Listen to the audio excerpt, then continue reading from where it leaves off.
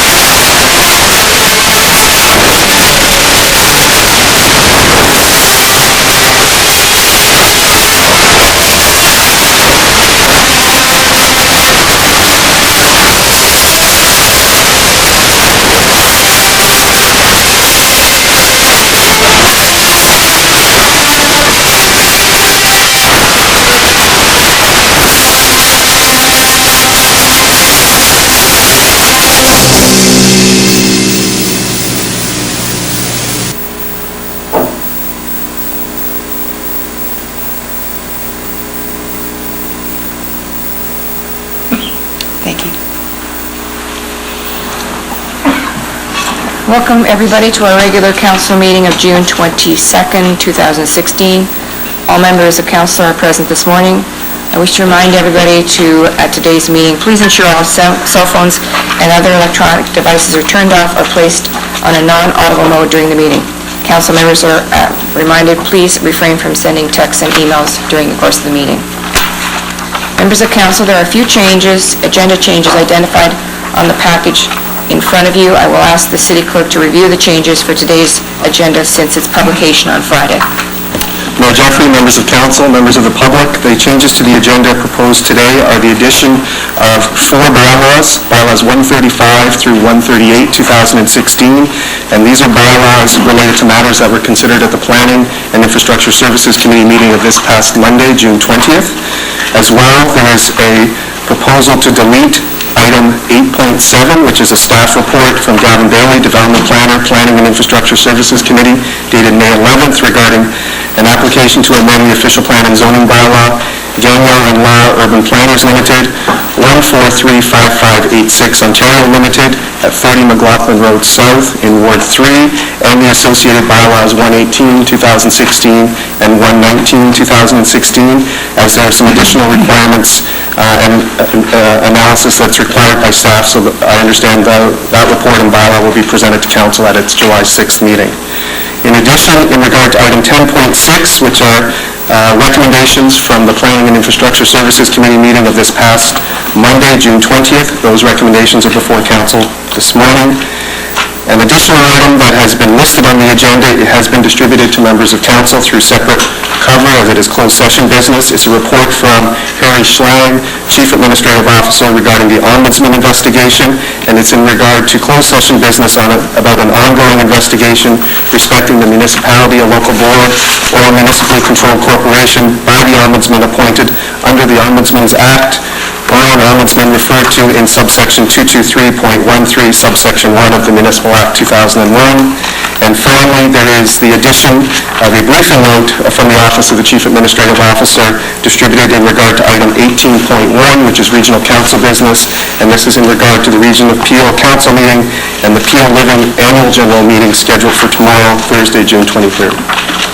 Those are the changes. Councillor Dillon. I just wanted to speak when we get to the consent part. Okay.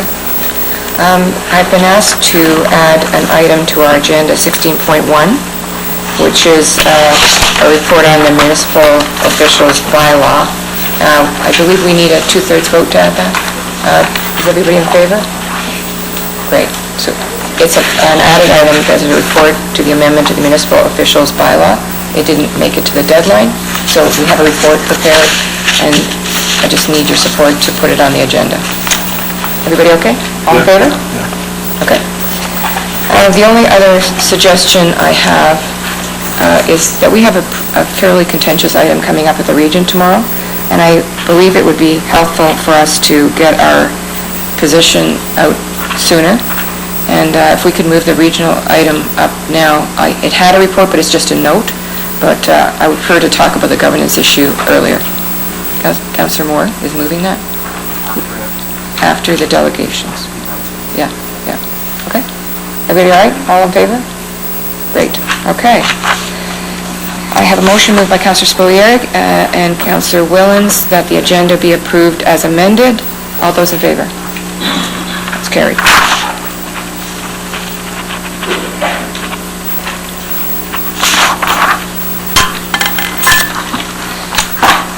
We are now at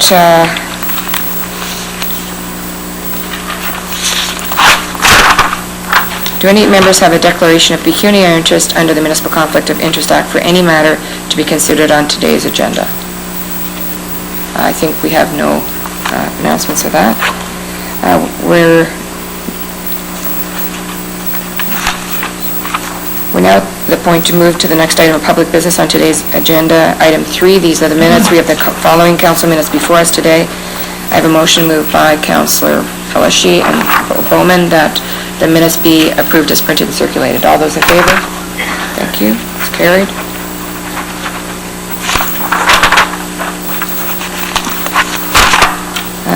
Item 4, consent agenda. The items listed with an asterisk on the agenda are considered to be routine and without need for discussion on the item unless a member asks for a separate discussion. There are a number of items listed on the consent motion today. Does any member wish to add or to remove from the consent agenda any item on the agenda? Councillor Fillion, okay. All those in favor? All those opposed? That's carried.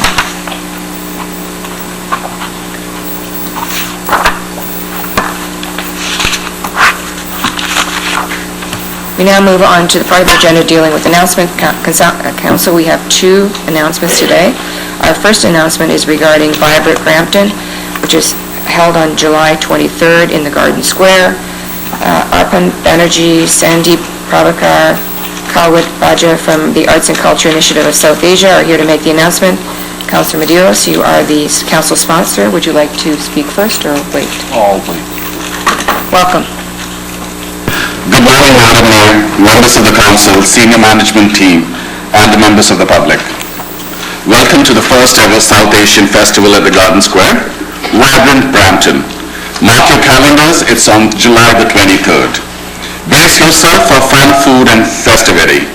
Arts and Culture Initiative of South Asia, a non-profit organization, we are very proud to bring to our city our very own Vibrant Brampton. To begin with, let us introduce ourselves. I'm Arpan Banerjee. This is the rest of the team. That is Sandeep. I'm Sandeep Prabhakar. I'm Kavaljit Bajaj, better known as Ricky in the circle. Hello, I'm Krish Chatterjee. I'm here today because we would like to engage and expose our youth to the diversity that lies within their community. This helps us build a much stronger nation and a more united community as well.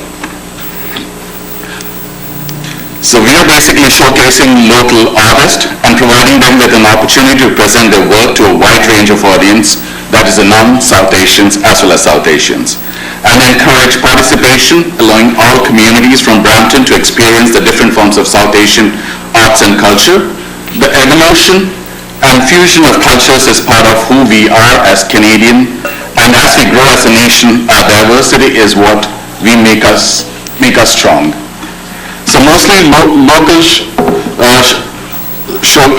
talent will be showcased, which is the dance, art, music and crafts. There will be food from various parts of South Asia. These are a couple of artists, those who will be participating and performing during this event. Some of them are coming from India. They are touring at that time in the Americas, so they will be also performing.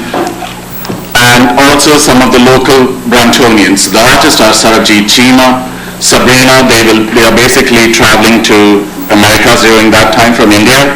We have Fateh, who is basically a much music artist, and he is from Brampton. Ishani Sare, she's a dancer who is also touring from India around that time. We have the Sharman Baba dance group from Brampton, as well as the Avengers, which is in Nadeem and Paraguay. They are from Pakistan, representing Pakistan. So, and Para Dance Academy and Band Baja Bros. Besides this, we also have some more local talents which will be performing during the event. So thank you so much. Please. We'll keep it very short and sweet. Yes, thank you so much for the support that the city has provided us for this event. And see you all on July the 23rd at Vibrant Brampton. Thank you. I would just like to add that this is a completely free event. Generally, to watch all these artists, it's a ticketed event, but this is going to be a free event for all Bramptonians, showcasing the South Asian arts and culture and heritage. So everybody is welcome to attend. Please do support this event. Thank you so much. Thank you. Thank you. Thank you. Don't go anywhere. Thank you. Don't go anywhere. Thank you. I have a couple of councillors who want to speak. Councillor Medeiros. Thank you, through you, Madam Mayor. Thank you very much. As a council sponsor, it's a real honor to be the sponsor. And one thing I've said since I've been here at council, especially here downtown, it really screamed to me the fact that, with such a vibrant community, such as the South Asian community, that there was a lack of presence in our downtown. And there was a disconnect I found with the city that we have and what was shown downtown. Recently, through initiatives such as Councillor Dillon with our Sikh Heritage Month and the celebrations that we've had, we've sort of brought the communities together. We had a flag raising recently also here at the City of Brampton, and we've had art expositions at PAMA. So it just really shows that this is another example of us really as a city trying to reflect the people we serve. And I hope that, something like this event is just not a cultural entertainment event. I think the profoundness, especially to our senior executive leadership team, and I hope they take that away, is that our municipality serves those residents, and our city should reflect the people we serve. So I say thank you very much for being here, and I wish you all the best on that event. Thank you. Thank you. Thank you. We're not done. One more. Councillor, two more. Guys, we got two more speakers. You're popular. What can I say? Probably all want to say thank you for not having a long presentation. Councillor Dill. Thanks. I just wanted to say thanks so much, and just reading your mission values. It's really what Brampton is all about: to promote diversity, to break cultural barriers, to promote the values of Canada. And I think that really shows what Brampton is, and I think you guys are doing a wonderful job. Heard many of these artists. And I'm really excited to be part of it on July 23rd. So thanks so much, guys. Thank you. You're not done yet. You got one more speaker. Councillor Scovieri. Thank you, Madam Mayor, and thank you, gentlemen. A real pleasure to see that your team has come forward to organize this event, and I hope it's just the beginning of greater things to come. Perhaps you can learn from my ex-countryman Johnny Lombardi, who brought the Chin Picnic to, now it used to be a very small event, and now it's a very popular event that's enjoyed by everyone. So hopefully you can progress in the future and bring some really, to provide the culture and the entertainment that's so famous in India, to bring it here to Brampton and make it an annual event. And perhaps even more events. So we look forward to that. Thank you very much for taking the leadership. Thank you very much, and thank you, City, for supporting us in this. Thank you, gentlemen, for showing the leadership. Appreciate it. Oh, yes. Yeah, indeed. Okay. Our next announcement is regarding a donation of artwork from Day and Night Studio to the City of Brampton. Jeremy Lee, co-founder of Night and Day Studio, Kevin Hunt, Natalia Norton, Maxim Grunin, Peter Jarvis, John Sray, and Ranjit Katkar, the creator of Insight, the television program about social justice, which inspired the creation of the artwork, are here to make this announcement. Councillor Wellens is the council sponsor for this announcement. If you could come forward. Councillor Wellens, did you want to make a comment now, or? Okay, go ahead. Thank you through you, Madam Mayor. It's interesting how this artwork came about to Brampton. It's a good news story.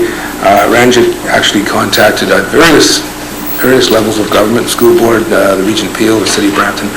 We responded to it. It's now hanging up in the hallway as you get off the elevators. I won't talk much about it, but thank you for coming. Thank you for taking the time, the artist that did this painting.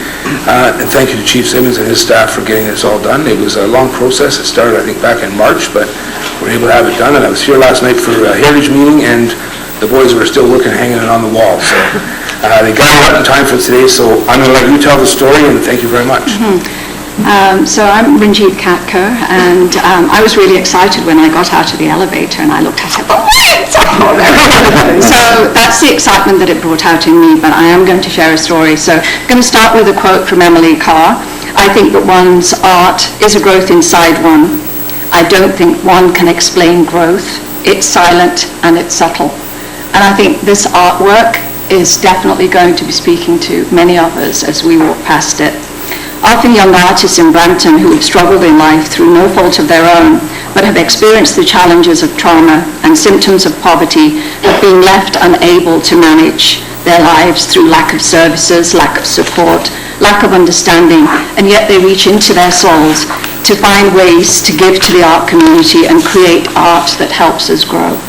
Despite the challenges of all that may go with the trauma, for example, homelessness, substance abuse, domestic violence, many of our local artists continuously found a safe haven at Night and Day Studio, the brainchild of Jeremy Lee, who unfortunately isn't here today, was planning to be here. But again, there's so many aspects of trauma that keep artists from participating in informal situations like this, but they always have time to do the art.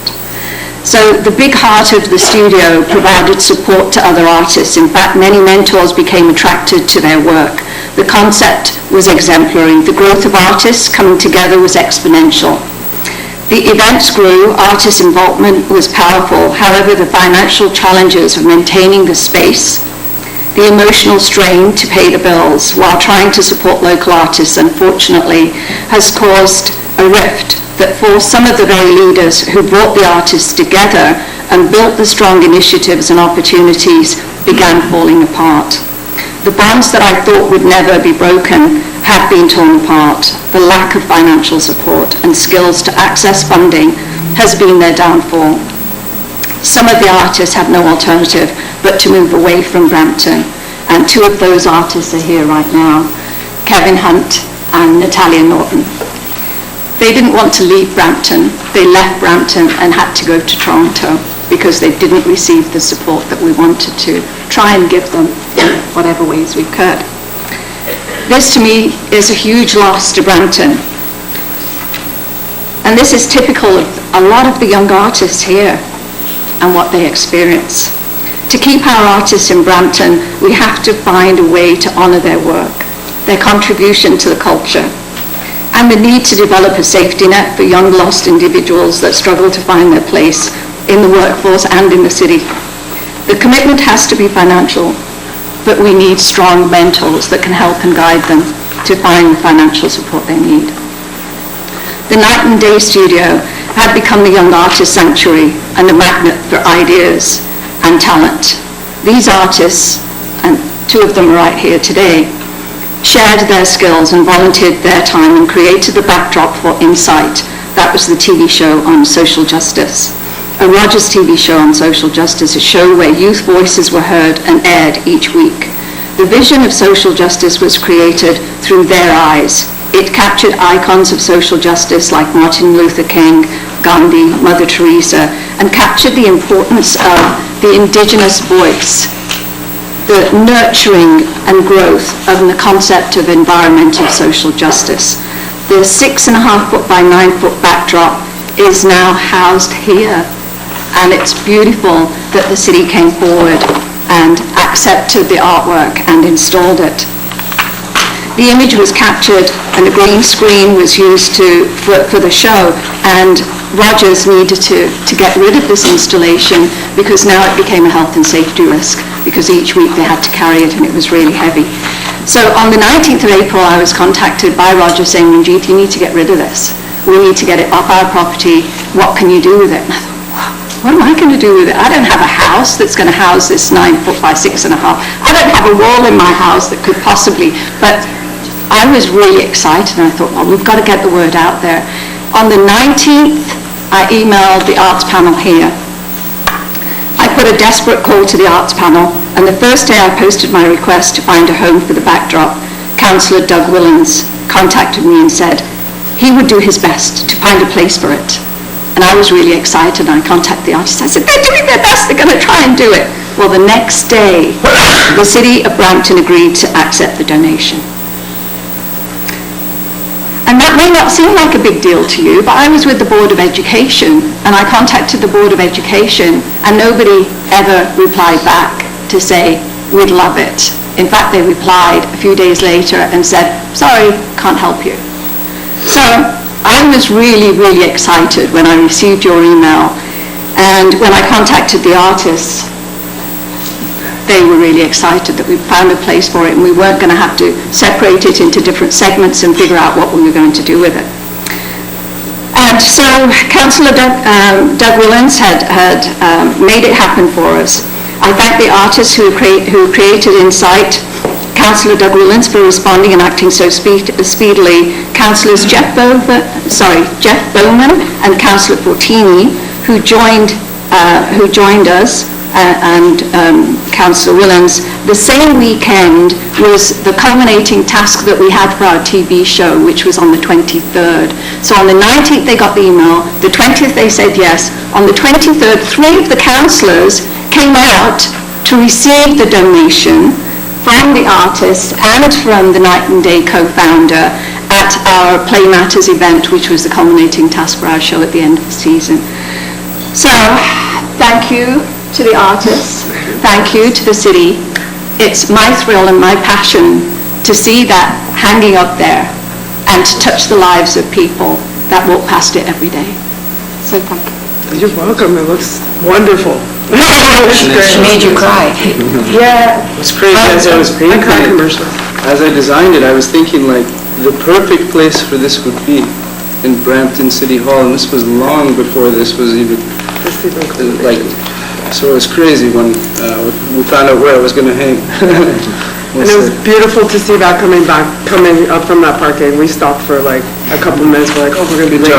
So, thank you. Thank you. Hold on a minute. Councillor Willans wants to say one more thing. Thank you, Ranjit, for coming. And just for the folks that may not know, Ranjit also sits on our Arts and Culture panel. So we're happy to have you on there. It's obviously going to be a great asset to us to keep the youth in Brampton. So thank you very much. I just wanted to say I'm glad it didn't fit on your wall. I'm happy it's here. And I don't think this is an unusual act for any of our councillors. They do a lot of things behind the scene because they want a better Brampton. So thank you. Appreciate it.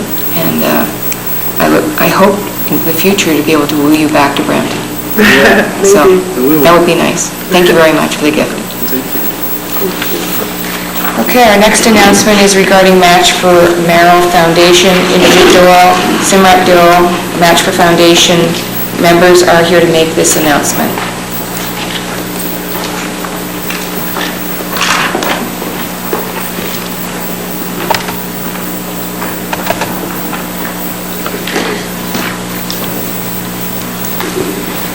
Good morning, everyone. Mayor Jeffrey, members of the council, members of the public. My name is Simrat Doyle. This is my brother Jasmine and my mom Indrajit, and we're here today to talk to you about bone marrow donation. So before we get started about the event that we're going to have on July 1st, I just want to give you guys some background information. So what is bone marrow? Bone marrow is the spongy tissue that is inside your bones, and it produces the stem cells in your body, which is responsible for making all other cells. They make blood-forming cells such as red blood cells, white blood cells, and platelets. And a healthy bone marrow is very important for you to have a healthy, long-living life. The problem is that patients with leukemia, thalassemia, sickle cell disease, and other blood-related disorders do not have a healthy bone marrow, and they are in need of a bone marrow transplant. So how do you register as a donor? As Canadian citizens, you can do it for free through onematch.ca. It only requires a cheek swab, and potentially you could save someone's life. It takes about 15 minutes, and you must be between ages of 17 and 35 and in good general health in order to do it here. The problem is that the current registry has less than 5% of South Asians. Sorry, the registry is currently less than 5% of the registry is South Asians. Most of the registry is Caucasian. The issue with this is that there's only a 1 in a million chance of finding a match. So when South Asian patients are in need, the chance of them finding a match is even less. And 70% of patients actually rely on this registry because only 25% of them find a match within their own family. So how did we start? Well, my brother Jasnoor here, he was diagnosed in 2010 with acute lymphoblastic leukemia. And ever since then, he's been looking for a match. When we first realized that the registry was so low and his chance of finding a match was not that high, we were really empowered to do something about this. And ever since then, we've been working with One Match. We've been working as an organization on our own to increase this registry.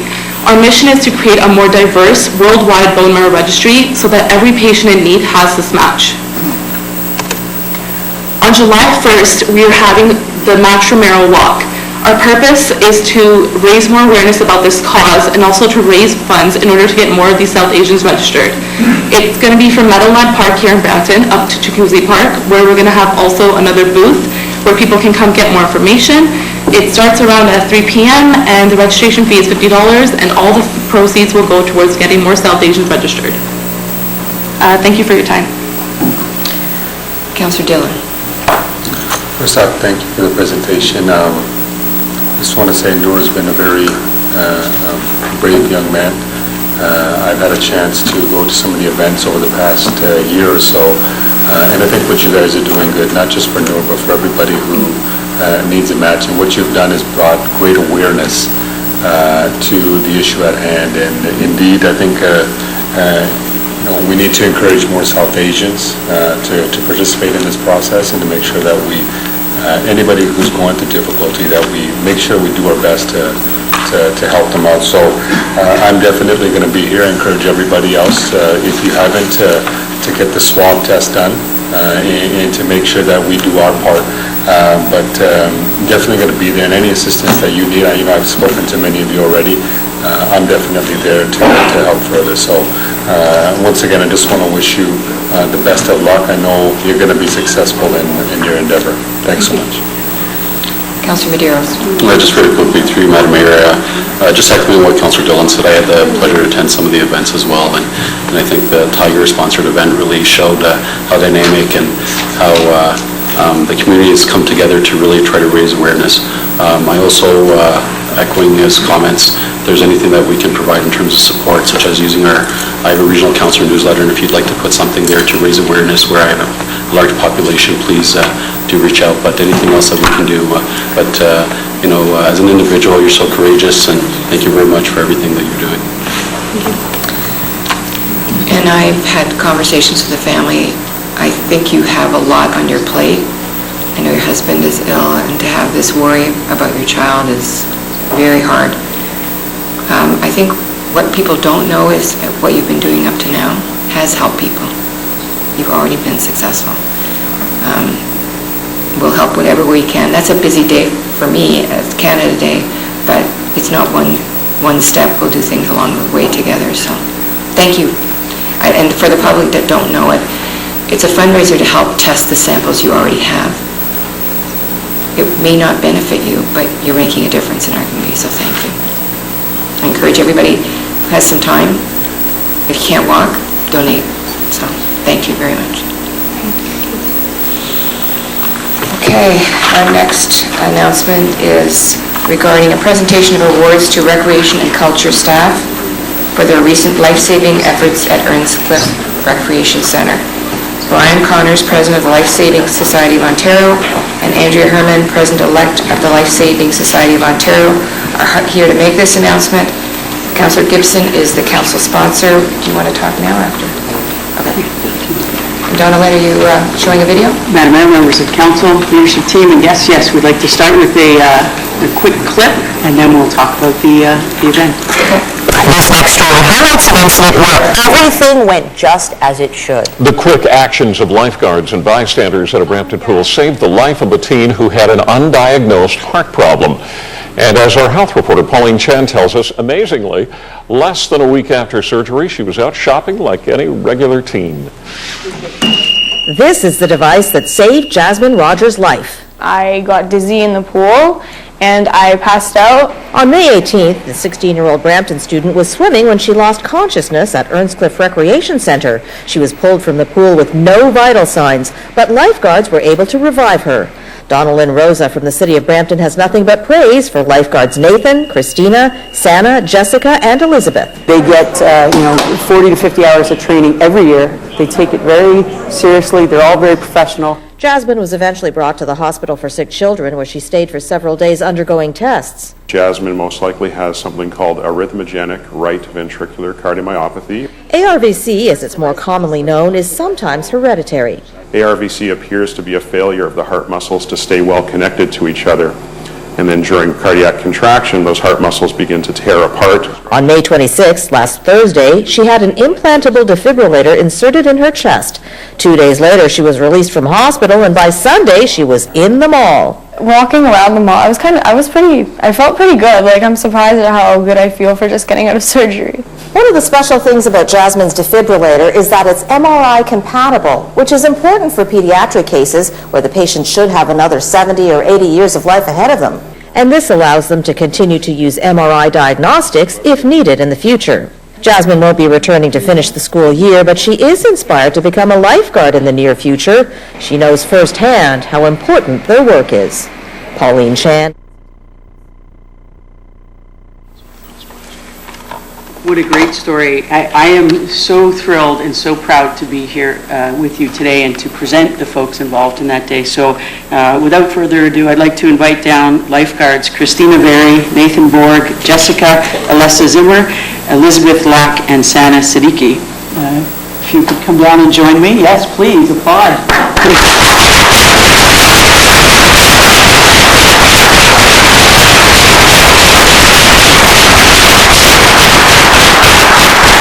We are thrilled to also have 16-year-old Jasmine Rogers with us here today.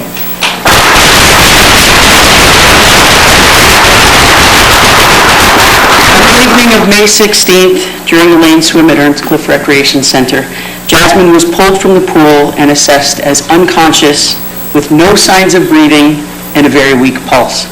These staff responded immediately, putting their valuable training into practice, and they're the reason that Jasmine's here today. I'd like to ask the rest of the Earnscliffe team to stand because it takes a team to respond. So if I could have the team stand. This team supported the rescue, and we also had amazing support from Brampton Emergency Services, who were there in less than 3 minutes. Amazing. And Peel Paramedics. They did an amazing job to support our team. On behalf of the City of Brampton, let's give another round of applause to the great team effort.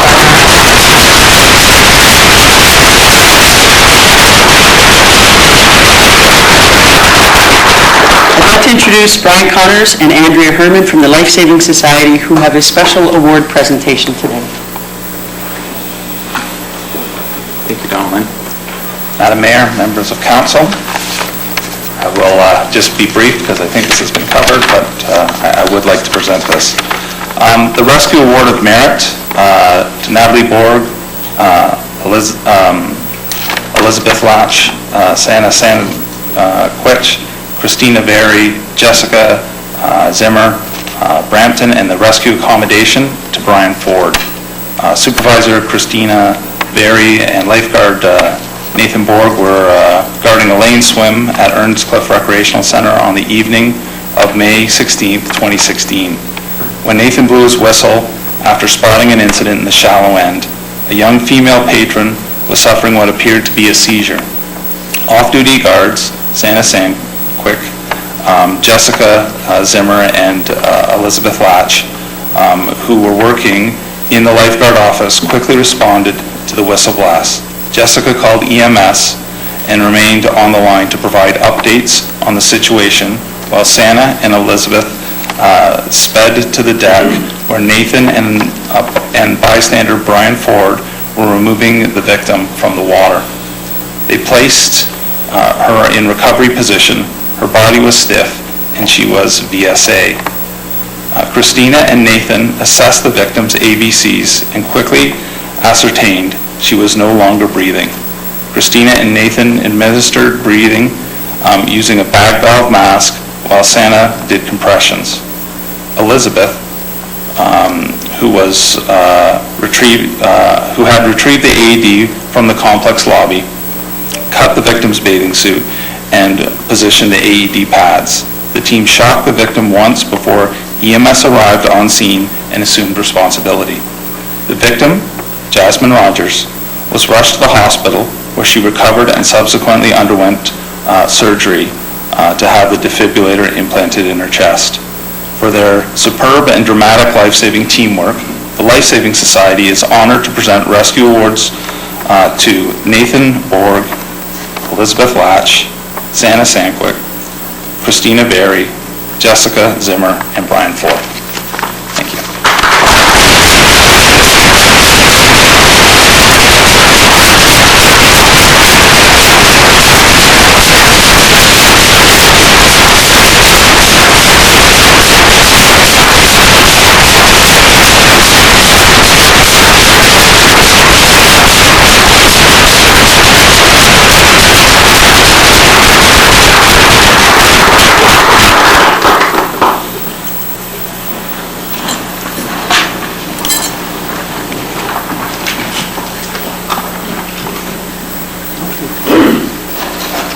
You've left us speechless, sorry. Councillor Gibson.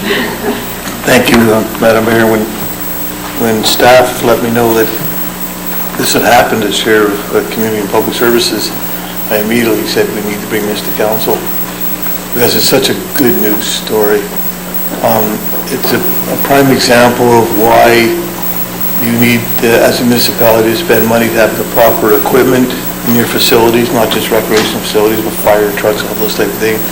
Prime example of why you need to have good staff, good trained staff.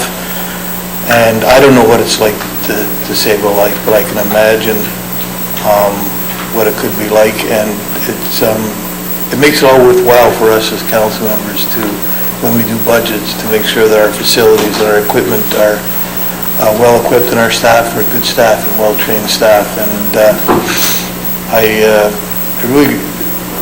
I choked up when I heard about Donald Lindell's because I had some conversations with Donald Lind through emails and said this is something we just have to bring forward. It's the best news story that I have heard in a long, long time. Jasmine, I can't imagine how you feel about our staff, but it's well worthwhile. Thank you very much. I can't thank you any more than that. Thank you. Thank you, everybody. Are we going to take some pictures with... Okay. Councillor Gibson, you want to come with me? Sure.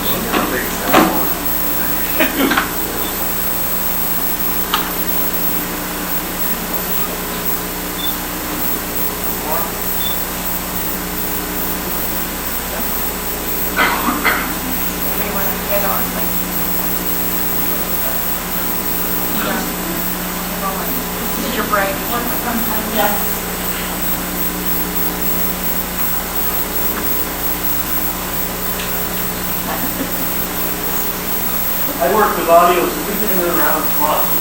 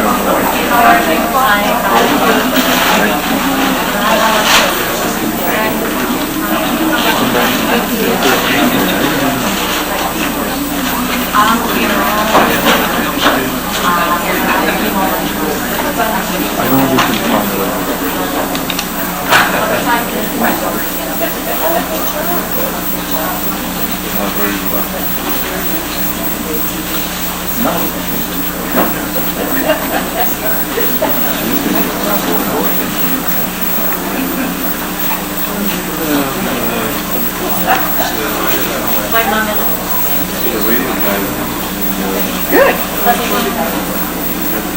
It's lovely. It's therapy, right?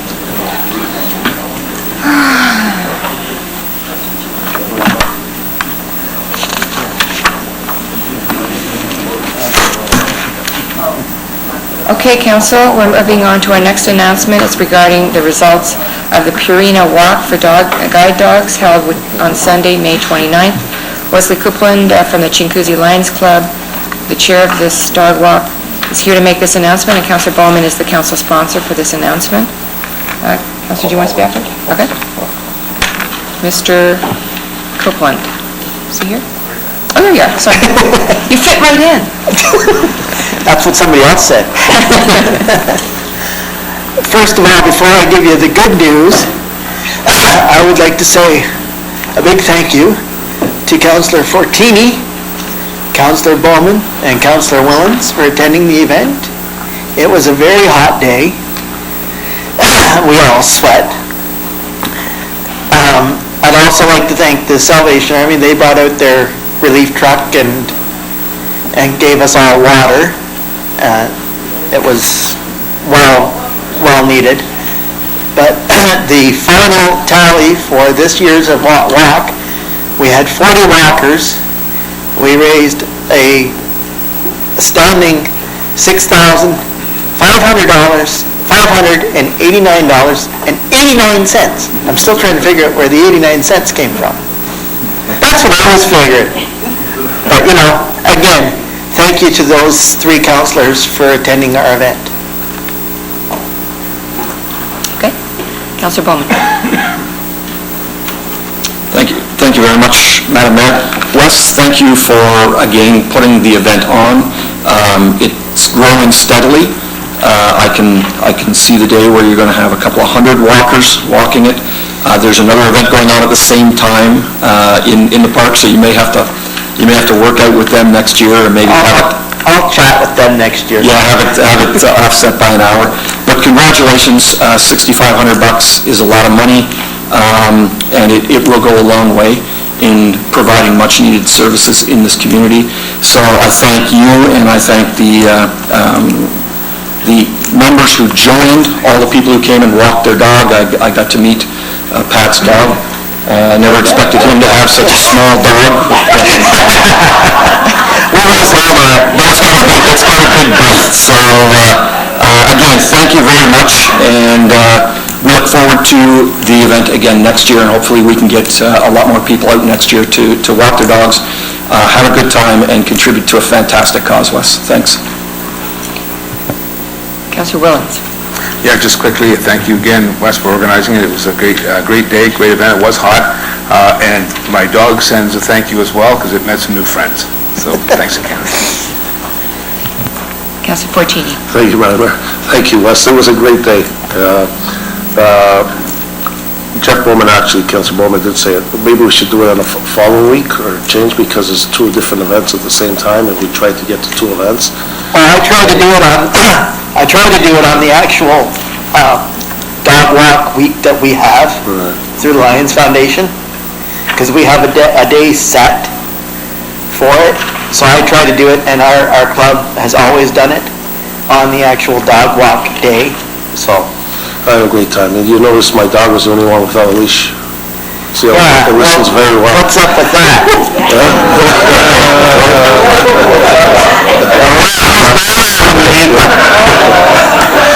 Thank you, Wes. We've been warned that next year you'll be watched. Thank you. Thank really you. Appreciate what you did, and we'll do what we can to help in the future. Whatever day is chosen, we will work with you. Perfect. Thank you very much. Thank you. Okay, Council, we are at the point in the agenda where we've moved item 18.1, I think it is, with regards to the governance issue. Tomorrow, Regional Council will occur, and we will be talking about governance and the way we vote for our chair of the region and some governance issues. I wanted to make sure, because we'd had a conversation at a workshop earlier in the week where we had decided what our, how we would approach the conversation that we began, I think, 2 months ago with regards to governance and what we would recommend as a starting point for that conversation. All members of council have the motion on the floor or in their hands. Mr. Clerk, did we put this on the screen, or should I read it? Okay. Councillor Medeiros, Councillor Moore. Yep. So it may be a little small to read up there, but essentially it indicates that Brampton has advocated for fair and equitable representation for the City of Brampton at the Regional Appeal Council, and the region is responsible for major arterial roads, sewers, water, policing, and a whole host of services, which are cost-shared between the three municipalities.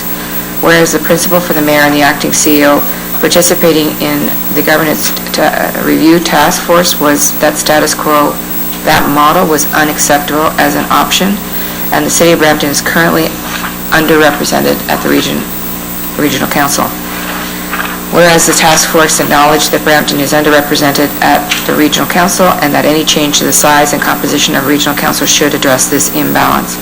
Whereas representation by population is an established and enshrined principle of our democracy, whereas the task force sets out 4 options for the size and composition of Regional Council, and whereas the Council of the Corporation of the City of Brampton remains committed to effective, fair, and equitable representation. Therefore be it resolved that Council Corporation of the City of Brampton recommends Regional Council adopt the Regional Chair's report recommendation based on the Regional Council size and composition, which was option 2, and option 2 would give Brampton 11 seats, all of our council being at the table, Caledon 5 retaining their 5 seats, and Mississauga be given 16. That would add to a total of 32 seats, and that the copy of this resolution will be forwarded to the Regional Appeal Council for consideration tomorrow, the City of Mississauga and the Town of Caledon for their information, as well as the Premier of Ontario, the Minister of Municipal Affairs and Housing, and all members of Brampton's provincial representatives at Provincial Parliament. So I'm happy to take any speakers, but I would like a recorded vote on this motion. And does anybody have anything they want to say about this? Okay. I don't see any speakers. Mr. Clerk, would you call the vote? Yes. A recorded vote's been requested on the motion as presented on the screen. All in favor of the motion, please stand to be counted. Showing in favor is Councillor Gibson, Councillor Miles, Councillor Fortini, Councillor Bowman, Councillor Medeiros, Mayor Jeffrey, Councillor Dillon, Councillor Sprovieri, Councillor Paleshi, Councillor Willens, Councillor Moore. Madam Mayor, the motion carries unanimously 11-0. Thank you, Council.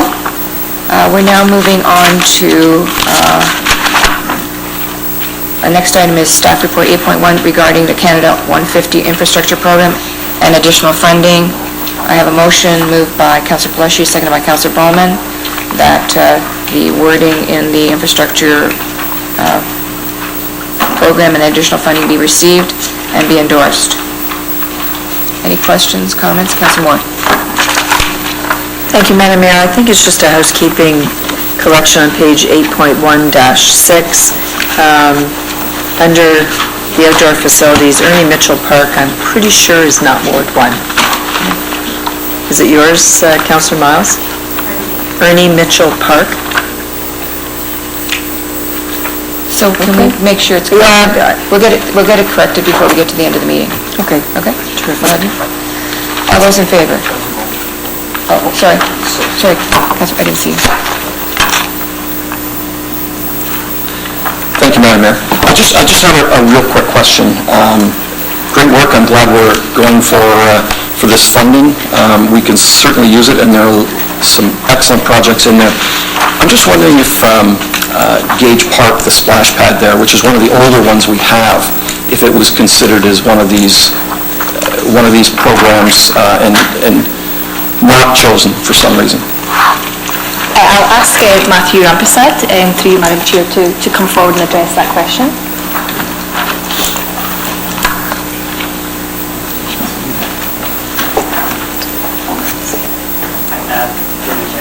Yes, it was on one of the original lists, but just because there wasn't any initial complaint, the potential wasn't. Okay, thank you. Thank you. Councillor Miles? Thank you very much, Madam Mayor, and I just have to say I'm really pleased that our staff are ready to go when these announcements are made, because that's what makes it successful. And I also wanted to note that MP Ruby Sahota is in the audience today, so we could just give you this report in our application. I'm happy of it. So, and really looking forward to your support in Ottawa. And Madam Mayor, I wanted to note the fact that MP Sahota and her staff have become regular guests at our council meetings, and we really appreciate you being here. And I know as a member of council, I think a strong relationship between the council and our members of provincial and federal parliament is so important, because we're all here to serve the residents of this community, and if we can work together, that is the best possible scenario. So, thank you. Thank you. Mr. Medeiros. Thank you, through you, Madam Chair. Just to jump on, I guess to piggyback what Councillor Bowman had suggested. So the fact that the project, no preliminary work has been done, it's clear from when you look at the list that Ward 3 and 4, because one of the issues, I think, that these are ready projects that you can move on. And Wards 3 and 4, and I would say also 1 and 5, have not had much amenities or much investment in parks and recreational facilities. So if we don't have much, then we can't apply because there's nothing really preliminary. So a lot of investment, especially these federal programs, which have to be ready and set, are not coming to our wards. And this goes to scream to, hopefully in the Parks and Rec Master Plan, that there's more equity in terms of the new attributions, understanding that, in growing areas, a lot of the new parks and infrastructure was being built. But it's just really glaring when you look at this, and especially in Parks and Recreation, over lists and investments I always see, it just seems like, my wards and the downtown wards, we don't have that same investment in those amenities that I think that we're screaming for. So Gage Park is an example. It's right beside City Hall, the center of our community. Many people use it, and we don't have preliminary work on that. So I don't know what the rationale or what the reasoning is that would not be in ready stage and that would not be given, full attention, especially the importance of our downtown. Are you expecting an answer? You're just suggesting Well, we it's should a talk comment, about it? yeah. I don't need an answer, but it's just another comment. I think at the end of the day, some people, we could talk a budget about how we prioritize, so keep that in mind and bring it up, because I think it's a worthy conversation. Councillor Moore. Yes, thank you. I'd like to thank Councillor Medeiros for raising that. My question, I guess, jumping on the comments that were made, if I look at some of the project costs and the locations that have been identified, I think I guess my question is this: does the criteria for the funding, its rehabilitation and upgrading and so on, allow us to perhaps build into some of these locations the infrastructure to introduce at a point in the future things like splash pads? We're getting, Councillor Gibson and I, especially as summers become hotter, we're getting more and more requests from folks, and we have splash pads across the city, but they're not always convenient, particularly in the summertime when you may have a parent at home with more than one children, and getting them in the car and taking them to a location that's remote to their neighborhood is a little more challenging. And the cost of introducing them today, we know, is getting the infrastructure into the park so that you can hook up the water at some point. But does this particular grant allow us to build or incorporate that infrastructure so that at our budget in the future we can add the actual splash pad, but that the water supply and drains are already in there? Through you, Madam Mayor, thank you for that point. The grant funding would allow for that, because it would be seen as an expansion of an existing park, for example. Taking on board what Councillor Medeiros mentioned about the Parks and Rec Master Plan, I would also note that we have we're making a lot of improvements with our asset management as well, so we're continually improving the information that we have about our facilities and about our parks and about our infrastructure in general. And those kind of improvements and advancements that we make will allow us with future grant opportunities to be in a much better position and state of readiness. What we looked at was the criteria. We knew that we had to have the projects complete in time. We wanted to make sure that we at least had business case information. To do a project from start to end can be a very time-consuming process, so we wanted to make sure that we can meet the criteria, that we can finish these projects in time, and that these projects are priorities for Brampton. So moving forward, we'll certainly be in a better position to be able to prioritise the projects that are going to have the maximum impact for our community. Yeah, and I think you raise a good point. It's not just about being able to spend the money, it's being able to spend it within the period of time. You know, if it was shoe shopping, it would be a different story, right? But, okay, thank you. An interesting correlation. So we have a motion here at front of us, moved by Councillor Pellecci, seconded by Councillor Bowman. All those in favor? That's carried. Our next item is Staff Report 8.2 regarding staff attendance at the International Federation of Library Associations, IFLA, the Public Library Satellite Conference. And we have a motion moved by Councillor Pellecci and Councillor Willems. Councillor Moore, are you still on the board? Okay. Any questions, comments?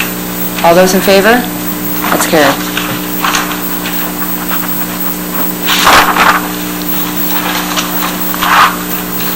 8.3, this item was approved as part of the consent motion. 8.4, regarding the establishment of a Chief Administrative Office Performance Review Committee. It's moved by Councillor Gibson and seconded by myself. All those in favor?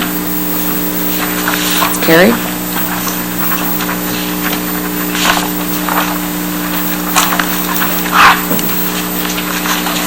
Our next item is Staff Report 8.5 regarding a bylaw to designate bank signing authority and to repeal bylaw 26213. It's moved by Councillor Bowman and Councillor Pellecci. All those in favor? I think that's carried. Can I see hands? Okay, it's carried. Thank you. You make me work for this, guys. Okay. 8.6 was approved as part of the consent motion. 8.7 was deleted from the agenda at the beginning. 8.8 approved of the consent motion. 8.9 was part of the consent motion. 8.10 and 8.11 were all part of the consent motion. Our next item is Staff Report 8.12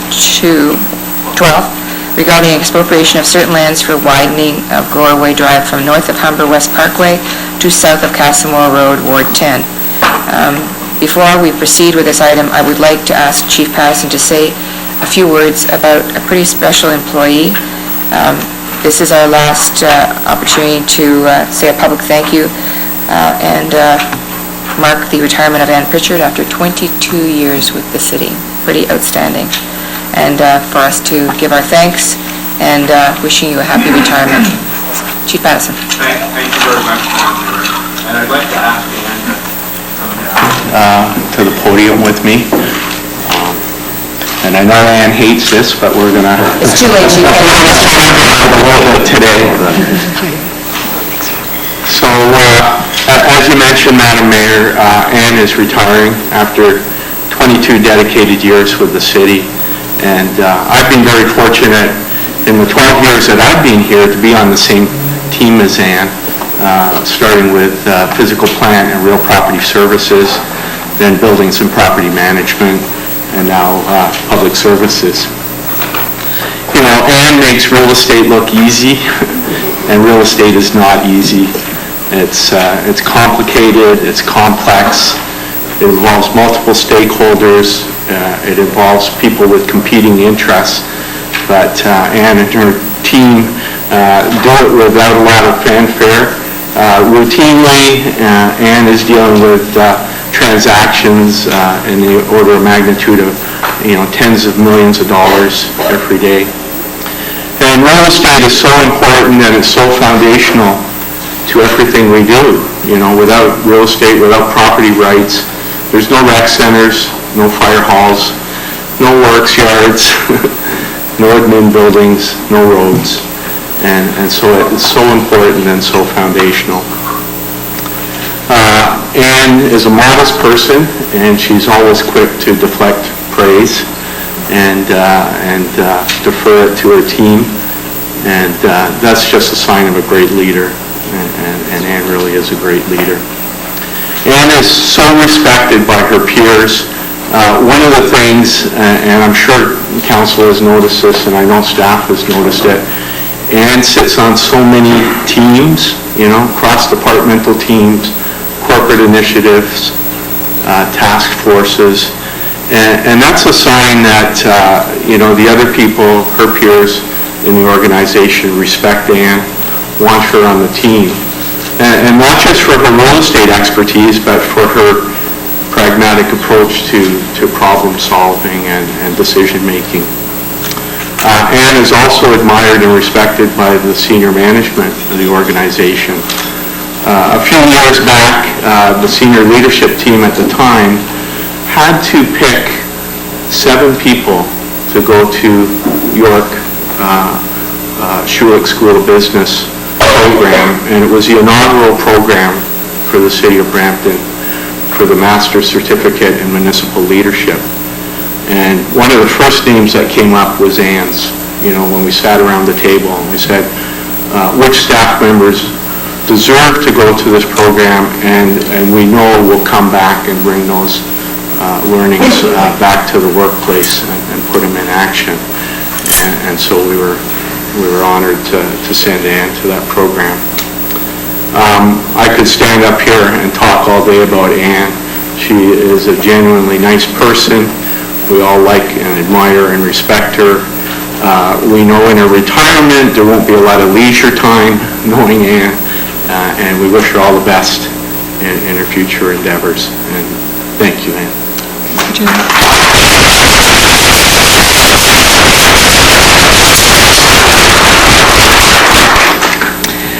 Thank you. I'd just like to take a couple of minutes of your time. Julian and others have used the word retirement. I can't wrap my brain around retirement. To me, it really feels like graduation. I graduated before, and it has that same feeling for me. This has been, in a lot of ways, an institution of higher learning for me. And I want to take a couple minutes to thank my teachers along the way. And the most important things that I have learned since I've been at the city, actually I was introduced to the concepts by Julian in his staff development programs that he had over a number of years. And the first thing that we need to know is, why do we do what we do? And then the next question is, how do we do it? And then the third question is, what does it take to do it? And first of all, in answer to the why, I want to thank you, councillors. We do our best as staff. And why do we do our best? We do our best because we want to create the best experience for the people of Brampton who live, work, and play here. Realty is privileged in a way that we continuously bring council reports to your attention, and over the years there have been hundreds and hundreds that have come from Realty. And that you represent, you are the face of the public, you are the face of the people that we are serving. With that constant interaction, we can never forget that is what our job is, to serve the people of Brampton. So thank you for being that face for us, and thank you for your support and how you broadened out our way of thinking over the many years. My second thanks goes to the management team, past and present. And one of the things that I've learned is that the best way to make an impression is to model the way. Thanks for Julian's teaching on that. I've heard it said that life is an echo, and whatever you put out there is exactly what comes back to you. So why not put out what it is that we want to receive back? And if we're not getting back what we want, we know where we have to look. So that was a big learning for me, because you can talk, you can direct, you can manage, but But all those things do not make an impression unless you model the way. So thanks to the current team, especially Julian, for the last number of years that he's been my leader, and for past leaders who are no longer here, but watching people and watching what people do right and imitating that is how I have grown. And thirdly is, what does it take? What does it take to be the best? We know why we're being the best, to serve our residents. We know how to be the best by modeling the way, but what does it take? And this most important piece of learning has come to me from all the colleagues across the corporation that I have worked with. Realty has the, not quite unique I guess, but one of the rare work units that interacts with pretty well everybody right across the corporation. And I really wish that Earl Evans was here today, because I want to thank Peter and Earl, because Earl has helped us so often, so many times continuously over the years, as has Peter, to get our many, many reports on the agenda. I want to thank especially our legal folks. They work hand in hand with us on a daily basis, and they provide awesome support to us. Our risk management folks we work with continuously. Joe Patushka's group, we're interacting, we're engaging, we're collaborating, we're consulting with these folks on a regular basis. And from everyone, I have learned something, as has my team, and I cannot begin to name everyone here. But most importantly, what I have learned has come from the Realty team. To make something happen, we need to create the space so that everyone's best bubbles up to the top. And by giving respect and by encouraging and by modeling the way, that is how the best comes to be the best that we can deliver to our residents of Brampton. So I really want you to see the faces and the names of the people that do all the hard work behind the reports that I sign my name on. You see me as the face of this team, but these are the ones that have done the work behind all the reports. So two are away today. Lisa Liu is not here today, and Sheena Sukram are not here today. But starting at the back, the gentleman who also standing up is Glenn Hamilton, and Glenn, like myself, is parting ways with Realty Services after 10 years at the end of this month, and I thank Glenn for 10 years of service to the Brampton. Gloria Whittaker, and then coming down, Michelle Shaw, Roseanne Retta, Mark Noiseworthy, Vicki Wong, and Christine Fasiska. And I just wanted to say I'm passing the torch to Vicki. She is going to be the face that you're going to see in the role of acting manager until further notice. So this team is who does all the hard work that you see that comes behind the reports. And there's 3 more to come in closed session today, so thank you. Thanks to all my teachers, to you council, to senior management, and to my colleagues across the corporation, and especially the Realty team. Thank you.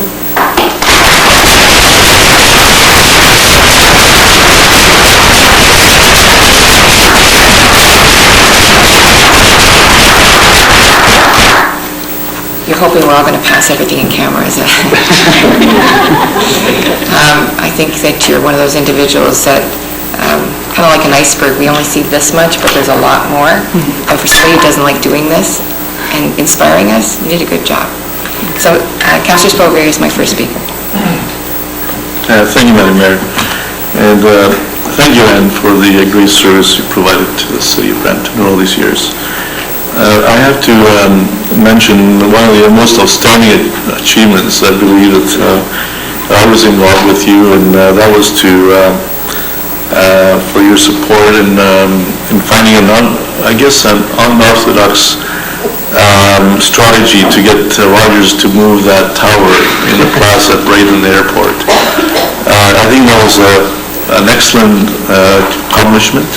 I know that Rogers didn't want to do it. They're big people, and yet we found a way to make them do it. So I have to mention that was, in my mind, and I'm sure you've done a lot greater things, but in my mind, that was one of the greatest things that we achieved, and to get that done. So thank you very much for that. The people are very happy. I heard from the people living on on the street behind the plaza, and they're all very happy, and so thanks very much for that, and good luck to you in your, whatever you're going to be doing for the rest of your career and working days. So thank you very much. Thanks. Councillor Miles. Thank you. I just wanted to say thank you very much, and you're a true professional. And also, I think I know what your new career should be, because I think you have a career as a mentor. Your parting words of wisdom were truly amazing, and I think each and every one of us could certainly learn from the lessons that you shared, that you have learned yourself. So thanks. Thank you. We have a motion. No, we don't. There's no motion. It's just thank you. Thank you. Thank you. Okay, we're going back to, yes, sorry, Councillor, question.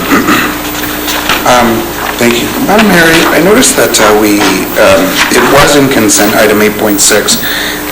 This item was removed from planning on Monday, so I'm just kind of wondering why it's before us here. I realize we've already moved consent, but it was dropped off of that agenda due to, I think, they wanted to present maybe some new information or a new report. And then I noticed it's sitting here before us in council, so I just wanted to ask.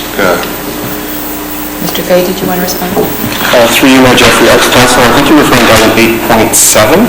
It was removed from, it was deleted from the agenda as part of approval of the agenda, along with bylaws 118 and 119, and that was based on information the clerk's office received from the Planning and Infrastructure Services staff that some more work was required on the report, and so that's why it was proposed for being deleted, and I understand that the report and the associated bylaws will be tracking for the July 6th council meeting. Through you, Madam Mayor, the request came from the applicant's consultant, Wesson Consulting. It came late yesterday afternoon. They requested changes to the adjoining bylaw. There wasn't enough time to make those changes. We are actually agreeing to the changes, but we told them that this report will be delayed till July 6th, and they were agreeable to that. That's why it's pulled off of this agenda, and it'll be brought back on July 6th. July 6th? Council meeting. Council meeting, okay. Okay. So we have item 8.12, moved by Councillor Spolier and seconded by Councillor Dillon, that the report from Ann Pritchard with regards to the expropriation of certain lands for widening of Goreway Drive from north of Humber West Parkway to south of Castlemore Road, Ward 10 be received. All those in favor? Those opposed? That's carried.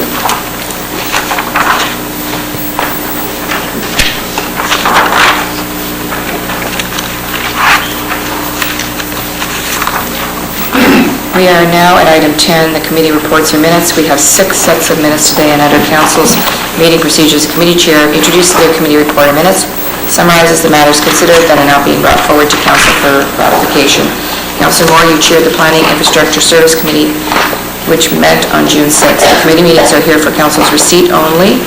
Since the committee recommendations were approved at the June 8th Council meeting, I now pass the chair to you to lead Council in the consideration of the committee minutes. Thank you very much, Madam Mayor.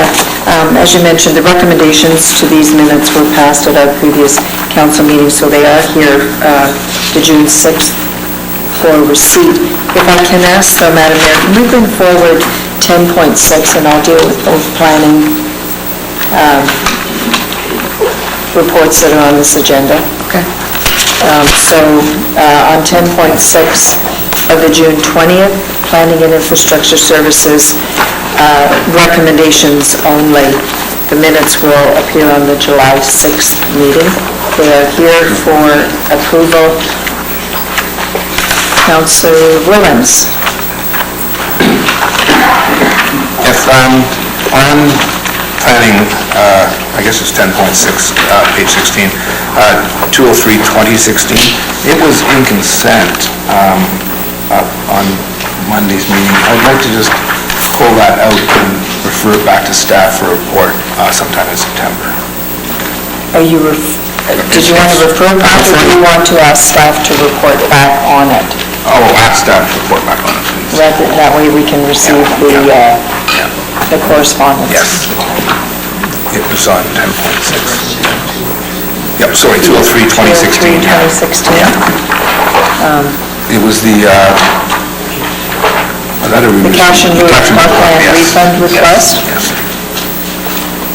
Mr. Clerk, should the whole correspondence go back with that direction that they report back, or can we receive the correspondence and ask that staff report back on it separately? Through you, Madam Mayor, my advice would be just to refer the correspondence with the report back request. Yeah, Joe Pachuska and I have already spoken on it, so. Thank you. So, you have another speaker? You have another speaker?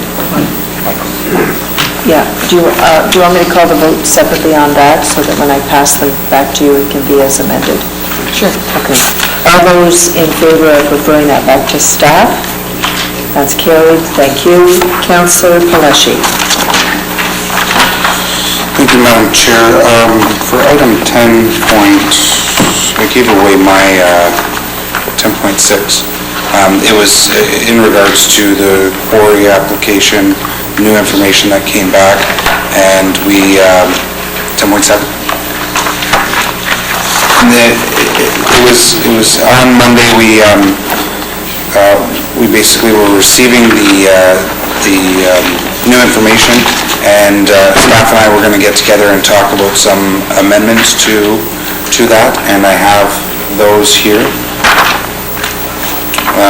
With relation to report PINS 180-2016.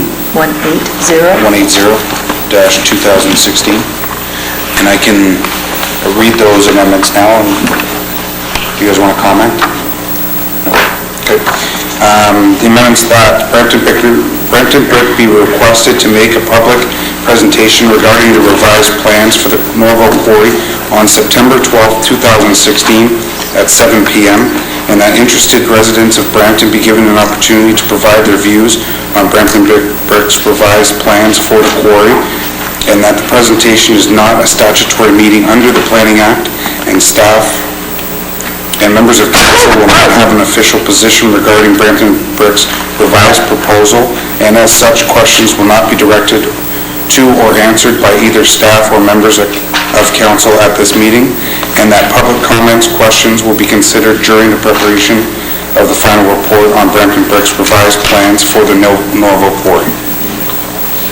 Staff are okay with that? I'll accept, well, these are recommendations of the committee, so what I'll do, Madam Mayor, is I'll pass back the recommendations, and the minutes of the July 6th meeting, and the recommendations from the June 20th meeting, and Councillor Palashi's standalone motion as it relates to 180. We can vote on all three of those separately. Okay? I see no further questions, Madam Mayor. I'll turn all those three back to you for ratification. So I have 10.1, which is the minutes of the Planning and Infrastructure Service Committee meeting be received, and that the recommendations be approved as outlined in the subject minutes. It's moved by Councillor Moore and Councillor Scolari. All in favor? Thank you, that's carried. 10.6 is being moved that the summary recommendations from the Planning and Infrastructure Service Committee of June 20th to the council meeting be received, and I'm guessing the recommendations, the amended recommendations? Okay. As amended, be approved as outlined in the subject summary. All those in favor?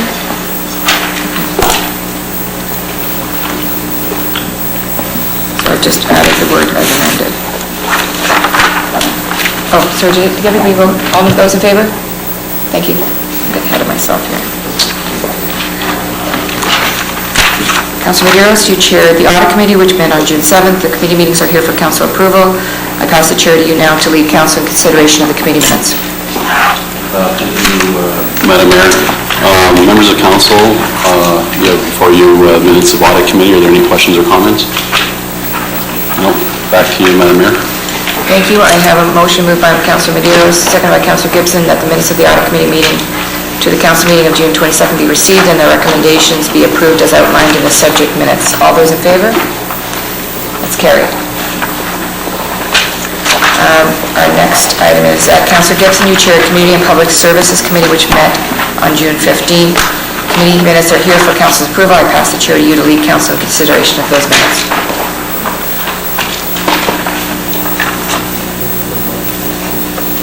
Thank you, Madam Mayor. As highlights in the meeting you have, we had a number of, large meeting actually. We had a delegation from Chuck Scott and Jose Bertrand, Vice Chair and Chair of Arts and Cultural Panel on a budget request. We had a presentation from Olga Zukic, Senior Management Officer, Senior Manager Office and Community Engagement. We also had staff presentations on the aquatics, Kim Espoint, Manager of Property Standards, and an update on Alder Lee. Al Meneses, Executive Director of Facility Services, and Julian Patterson, Chief Public Services, did an update on Howden Recreation Center. And we had a number of other delegations and reports from that meeting on recreation and culture. A report from Michael Clark, our Fire Chief, on tiered response agreements between the regional paramedic services and multiple municipal fire services. We also had a report from Peter Simmons, acting CAO, on the Presto Operations Agreement renewal. And Councillor Doug Willens brought forward a motion on a fundraising event for Peel Memorial Hospital with the endorsement of council to do it as a Brampton City Council golf tournament. Are there any questions or comments? Seeing none, Madam Mayor, I'll pass that back to you for ratification. Thank you. I have a motion moved by Councillor Gibson, seconded by Councillor Pelletier, that the minutes of the Community and Public Services Committee meeting of June 15th be received and the recommendations be approved as outlined in the subject minutes. All in favor? It's carried.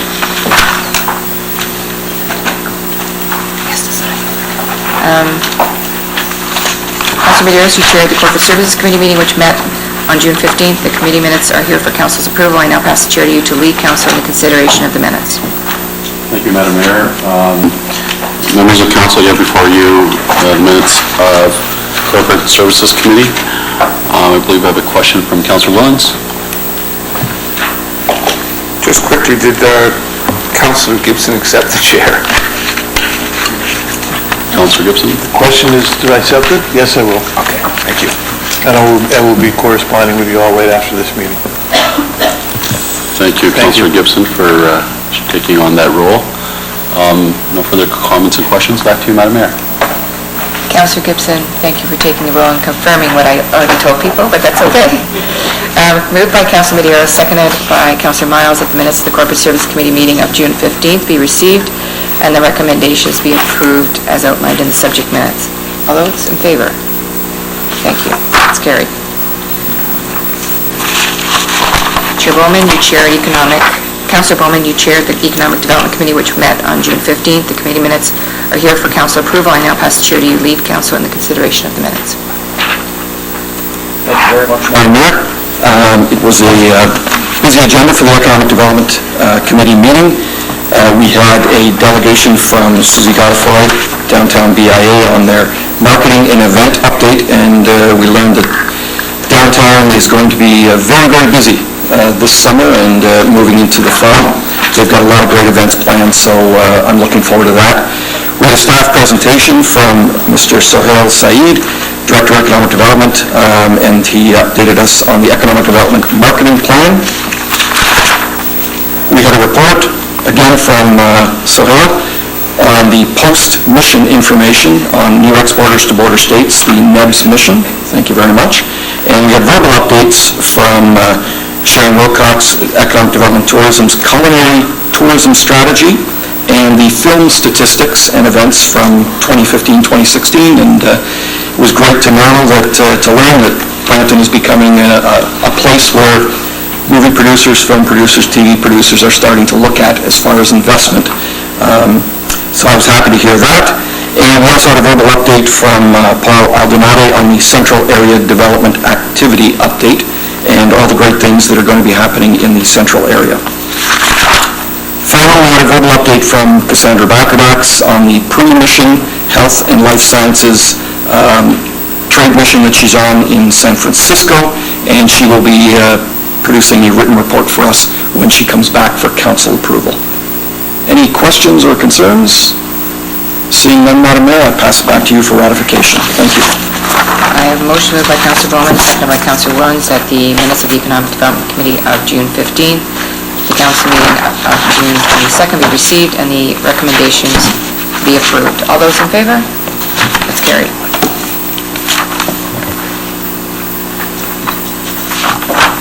Our next item is 14.1, a notice of motion moved by Councillor Dillon and seconded by Councillor Sprovieri regarding Brampton's 2014 activity rate.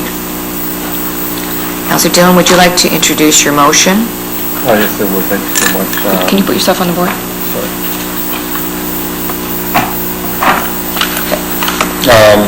I had submitted this, and there's an amendment in the recommendations, which is Part C, which I will read. So I'm just going to read the motion as it states.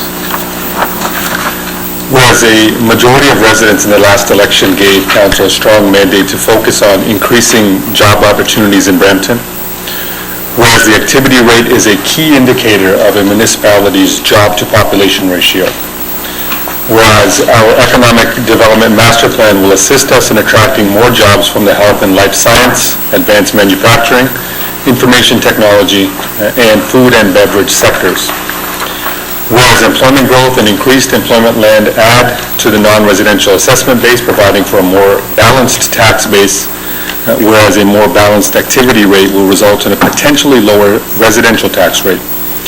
Whereas a strong economic base established on employment lands is the kind of foundation that helps to attract higher order jobs and new assessment opportunities, particularly as greenfield opportunities diminish, whereas a potential university site locating to Brampton will spur greater economic growth and higher order jobs in existing and new sectors, whereas increasing the city's forecasted 2041 activity rate to 40% would equate to an increase of approximately 15,000 to 25,000 net new job opportunities for residents of Brampton, above and beyond the number of jobs in the existing forecast. Therefore, it be resolved that A, City of Brampton staff be directed to work with the Region of Peel and area municipalities during the growth plan forecast compliance exercise toward achieving a forecasted minimum activity rate in the order of 40% for Brampton by 2041.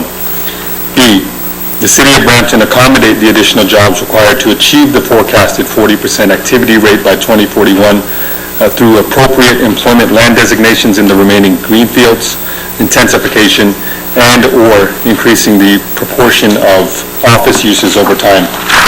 And the addition is C, the staff be further directed to explore and recommend to council other initiatives that improve the city's opportunities for achieving their 40% activity rate objective.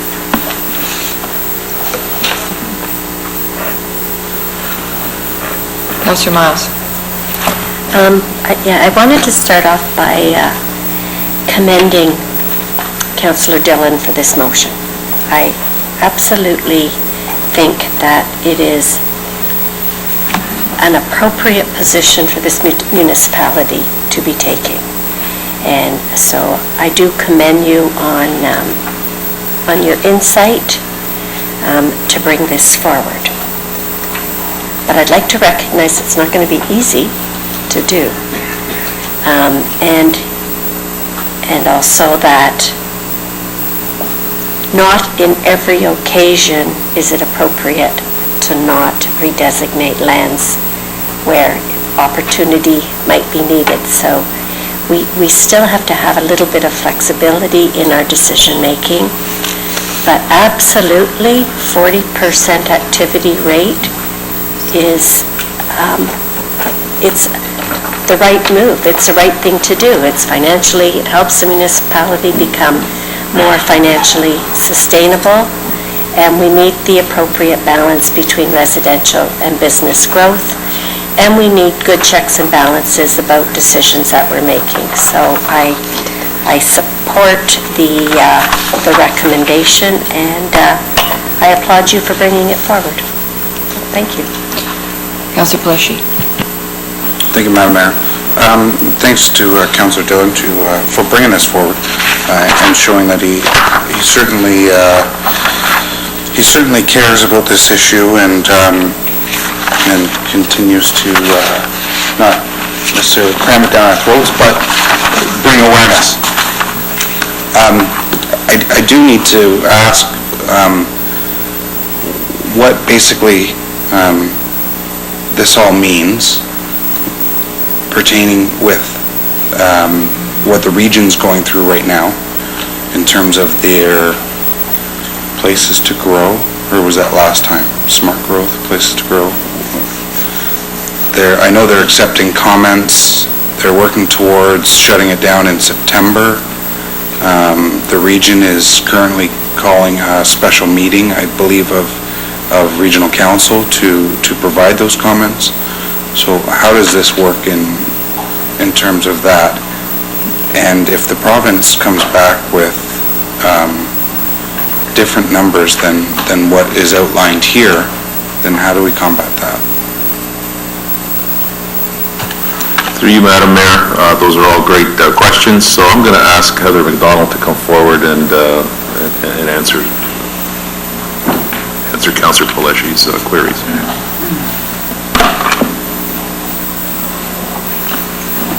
Through you, Madam Mayor.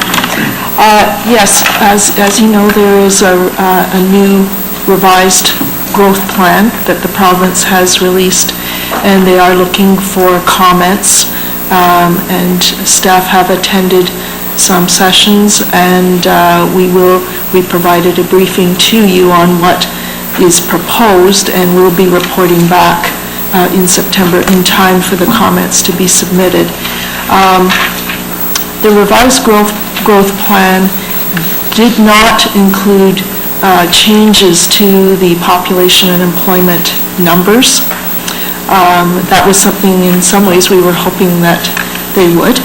However, we are still working towards complying with the numbers that were established in the growth plan that's in effect right now. And that is that exercise that we've reported to you before on population and employment numbers are allocated to the region, and then there's an exercise to distribute that allocation across the municipalities within the region.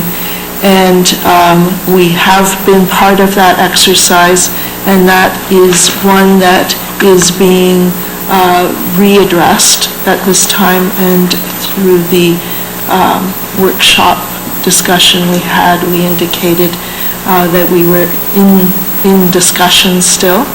So it will be important, and Councillor Dillon's recommendation indicates that through that process that we should be looking to make sure that the employment numbers and population numbers that are distributed and allocated to Brampton will allow us to meet that 40%. So we continue to work through that exercise, and we'll report back to council as we do so. Okay, and thank you, Heather, for that. I'm still just a little concerned with the I guess the lack of comments on our part, and the lack of understanding from what I hear of this plan that the province is undertaking now. You say that they don't recognize the numbers, but they effectively present a problem with the numbers that we have in here and that we're forecasting in terms of the growth of brown belt and the lack of white belt growth. I guess I see this as a little bit premature as to, we need to fully be aware of what the province is doing, have those comments set by the city and by the region to this plan, and then here in September, once it's closed, or however long it takes to go through the order of it coming back to us. Through you, Madam Mayor. The September date is for comments on the proposed changes to the growth plan. The numbers are, as I say, are not changing, so we won't be commenting on that.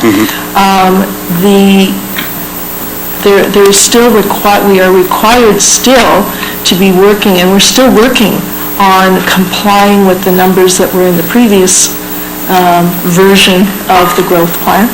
And we have until the end of 2017 to do so. So we are still working, the region is working on that. So that will be a ROPA, Regional Official Plan Amendment. And the schedule for that work is far beyond September. So we're still working on that. Through you, Madam Chair, from a staff standpoint, we wouldn't consider this to be premature direction. In fact, it would be helpful direction to staff to be at the table with the region working on that distribution. Okay. And just for clarification, they close the comments in September, right? We're allowed to provide comments up until the close? Through you, Anderson. Yeah, comments on the growth plan, the proposed changes. We have until September, which is giving us time to report back to you in time for that. Okay, thanks. Councillor Moore? Thank you, Madam Mayor. I'd like to thank Councillor Dillon first for circulating this to us ahead of time. It was really helpful so that we had an opportunity to read through it. Certainly since my time on council, we've talked about how it would be nice to achieve 40%, we'd like to achieve 40%. This really nails it down.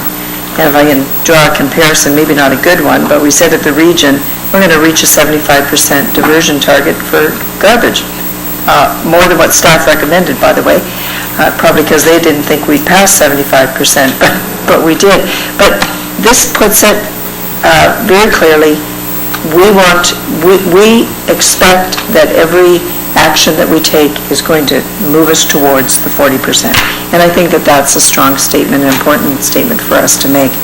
I'm glad that Councillor Dillon added C to the motion, because there are more than one way to achieve the 40%. Certainly the role that multi-residential development will play in this community in terms of lifting the numbers of residential units and people using a smaller footprint will help to rebalance a little bit.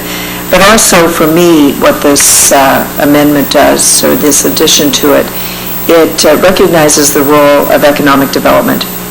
You can have all the land you want to build employment lands, but if you don't have a strong economic development department that is working hand in hand with the tools that we're giving them, and that is the land that's there and available for development, it's not going to happen. And I've certainly talked since becoming chair of planning that economic development and planning really cannot be separated. They need to work hand in hand, in tandem. They need to complement each other's work, and they need to understand what each bring to the table. So the amendment, I think, is a good one. Councillor Dillon, I'd like to thank you for that. Councillor Gibson.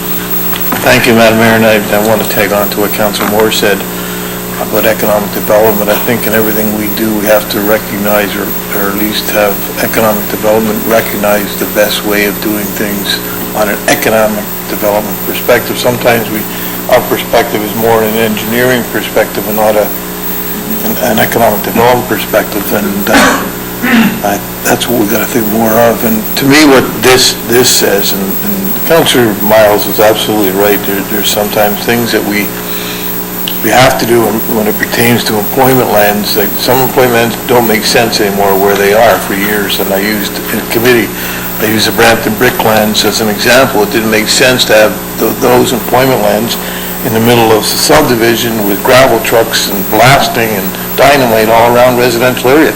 Just didn't make sense.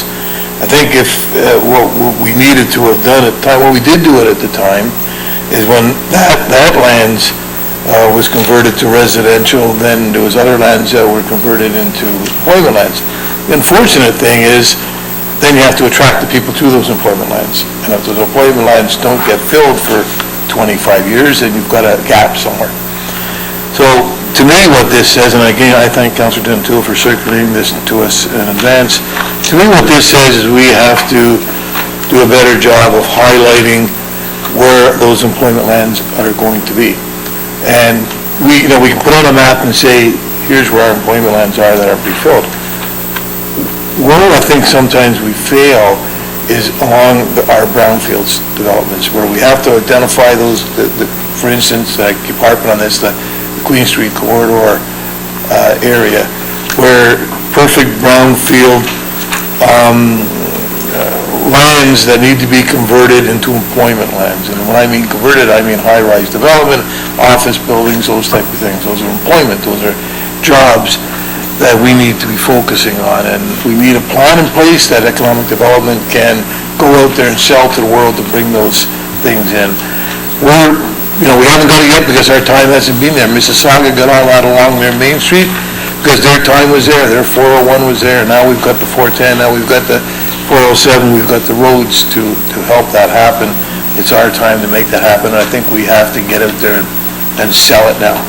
We have to put a plan in place and sell that plan to the world and entice. And it's not good enough just to say to a developer, we expect you to build something here. We have to sell that whole corridor as, in my opinion, as the economic hub of Brampton, because it will be when we're built out, it's going to be, in my opinion, the economic hub of Brampton. That's where our taxation, our largest taxation will come from. So, and our employment lands, our jobs. Thank you. Councillor Spovieri. Thank you, Madam Mayor, and I support I second the motion, and I believe that this is the right way to really to secure Brampton's future and having an appropriate amount of employment. Although I do have a question to staff. By us asking for another 3% over and above what was recommended in the past, 37%, does that mean that now either Caledon or Mississauga has to settle for less employment numbers? Is that what we're facing? Through you, Madam Chair. We will have to look at the allocation and the numbers with the other two municipalities to see how that will work. We are going in. We have a going-in position with population and employment that would be 37%. So yes, we would be working with the other municipalities. Yeah, and perhaps you can remind Mississauga that I believe their activity rate is about 60%, and they get huge amount of people from north of here. I see them on Highway 410 coming from the north, all heading to Mississauga to work in the mornings and back at night, and it's causing a huge traffic problem having so many people heading to Mississauga. And this would be a way to alleviate some of that future traffic by having more people coming to Brampton to work rather than having to go to Mississauga. Maybe you can remind them of that when you have your discussion, because they probably don't want to give up any of their allocations to same as we're having the problem with the representation issue, knowing Mississauga's attitude.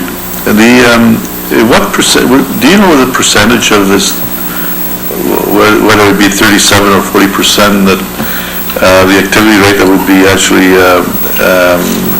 for office, or I'm sure some of this number is that we're expecting some office to come to Brampton in the next 20, 30 years.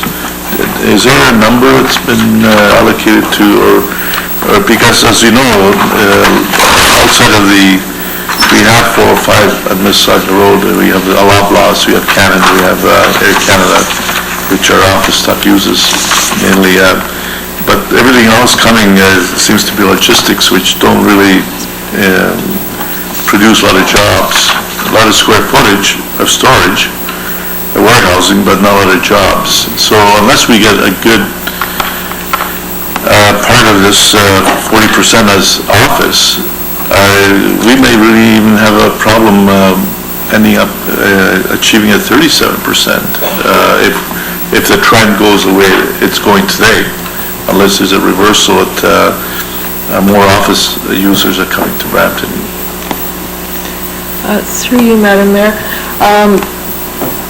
The office would account for about 15% of the jobs, and we are doing, as part of the official plan review and the MCR, we had an office strategy completed. We're also working on a study on the intensification nodes and corridors, so we're looking at office development and through the official plan review, strengthening our policies around where we expect office to develop in the future. So we're turning our minds to certainly getting best expert advice based on market trends now and how we can look out to the future, where we best should be focusing our efforts on having office development. So it is all part of what we're working towards. Yeah, and specifically through the chair, several years ago, we at Mississauga Road and Steeles, Metris, there was a Metris owned a large amount of employment lands, and they came in and said, look, if you allow us to build some houses on this land, we can bring some office to make up that the numbers, because you got greater yield with office than you do with warehousing and so on. But I don't believe that any office has come there yet. Last time I drove by there, it's still vacant. Do we know if Metris had made a commitment to actually build the office themselves, or they're just waiting for someone to come along and hope that they become a tenant or they can sell the land for an office use? Would you know that? Yes, through you, Madam Chair. Yeah, that is one thing that we absolutely have little control over, and that's market and demand. And as you mentioned, even you talked about some areas in Mississauga where the time was right and it's happened there. There's also timing and having a strong economic development strategy in place, having the tools in place to allow for it, and as Councillor Moore indicated, it will be an ambitious target, but something that we should be focused on and working hard on. Market is something that we don't have the total control over, but we can certainly make sure that things are in place to encourage and support development to come. Yeah. And I understand that. I understand the challenge through the chair. Just that when you bring back the strategy, we have to keep that in mind. That we just because we say this is where an office should go, doesn't mean to say it's going to happen. Just like it happened over on the Gore Road and Highway 7 that we recently dealt with. And I know that the proponents have promised to bring some office there, and I'm hoping that they actually can deliver, and not happen what's happened at Mississauga Road and Steeles, where they promised. Can I suggest we're getting really specific? This is more of a general direction. There'll be lots of opportunities to work with staff. Certainly. And I don't want to cut you off, but I just think we need to just talk generally. Right, where we're going, and you absolutely can go and talk to Well, staff about how to well, do this it. is certainly a general direction we're going to move our numbers up to 40%. But we want to make sure that we do whatever we can to make that happen, because it just doesn't happen on its own. It takes a lot of strategy to achieve it, I believe, right? Absolutely, through you, Madam Chair, and commitment to, as we indicated before, to, once employment lands are lost, as we've talked about before, they're lost forever. So that commitment to make sure that we keep them available. And when we look at the 40%, we're looking at 2041, which is still a ways off. So we need to be planning for that and working towards that goal. Okay, thank you. Councillor Bowman. Thank you very much, Madam Mayor. I thought Councillor Dillon was ahead of me, but that's okay. I think I encouraged him to let everybody else speak. Oh, okay. I want you to have an opportunity to speak. Thank you very much. I agree with the initiative. Very good putting it forward, Councillor Dillon. I just want to make sure that this is something that's not just going to look good on paper. I want to make sure, I don't even know if anybody has said to you, is this possible yet? In your mind, is this possible to do? Through you, Madam Chair, yes, it is possible. Okay. It's an ambitious target, but we can work towards it, and yes, it is possible. Well, I like ambitious targets, that's good. In March, I think it was, I attended the Growth Management Workshop for Region Appeal, and they presented a number of charts and graphs to us, and we have never achieved, in the past 4 to 6 years, I don't think, the amount of employment that they predicted with the amount of population that is coming to the region of Peel. I heard you talk about there's more workshops. Are they readjusting those numbers? Because if they readjust those numbers lower to what they actually are right now, 1 in 4, that's going to make the target a little bit more ambitious. So how is that readjustment taking place? Through you, Madam Mayor, we will be reporting to you. We are working very closely with the region and Mississauga and Caledon on that exercise where they're looking at different scenarios, and it will be a hybrid of different scenarios that come forward. And it's very much focused on having numbers in place that they can make strong and good decisions around servicing requirements.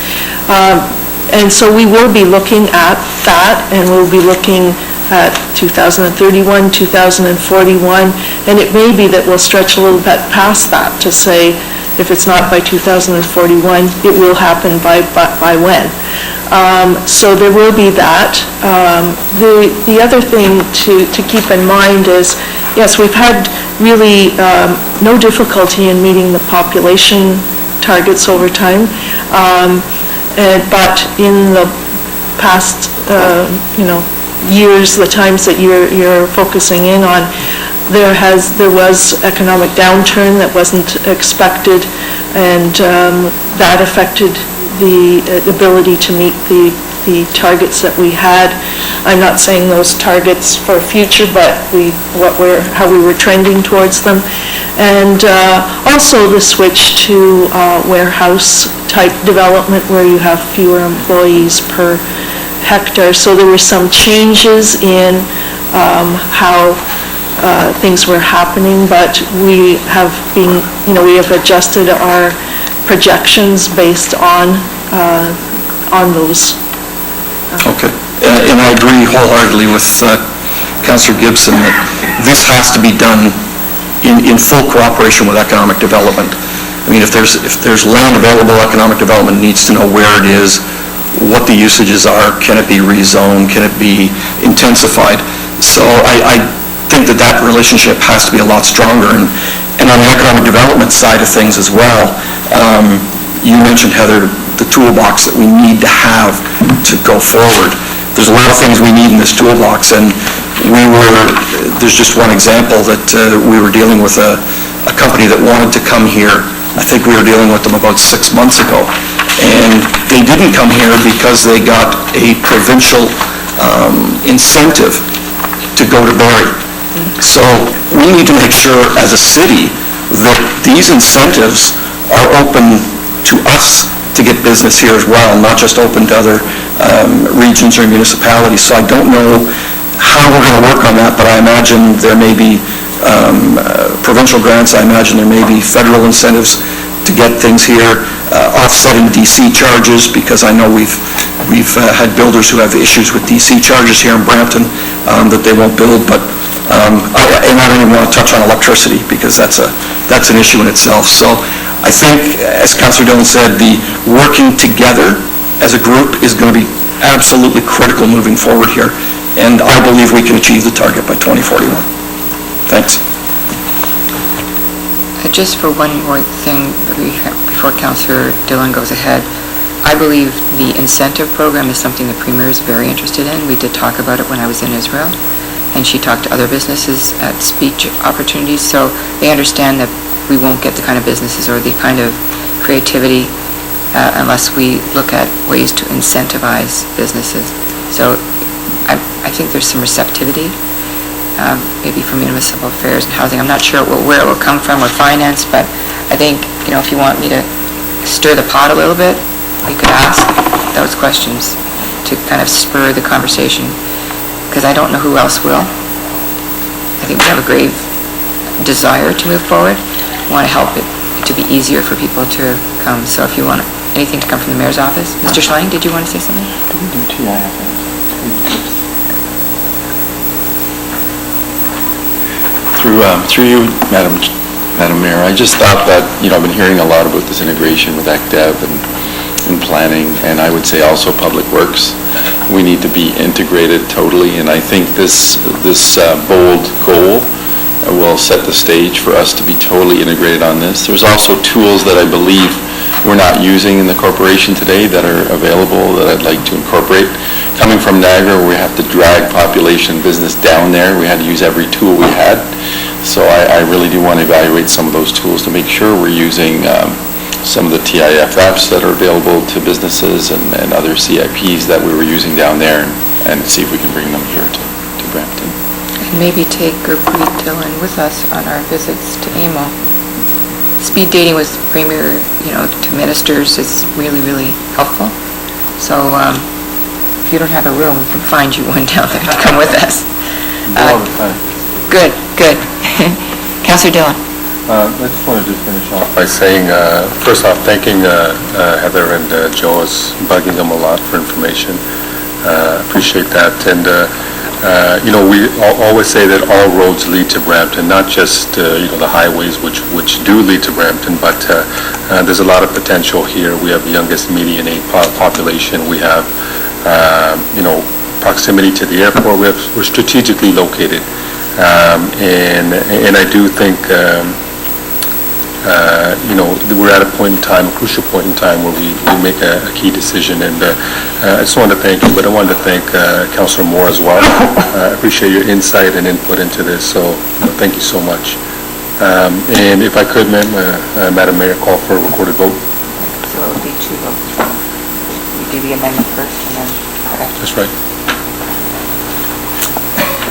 Recorded vote's been requested on the amendment, Part C, on the screen. All in favor of the amendment, please stand to be counted. Showing in favor of the amendment is Councillor Gibson, Councillor Miles, Councillor Fortini, Councillor Bowman, Councillor Medeiros, Mayor Jeffrey, Councillor Dillon, Councillor Sprovieri, Councillor Paleshi, Councillor Willens, Councillor Moore. Madam Mayor, that motion carries unanimously 11-0.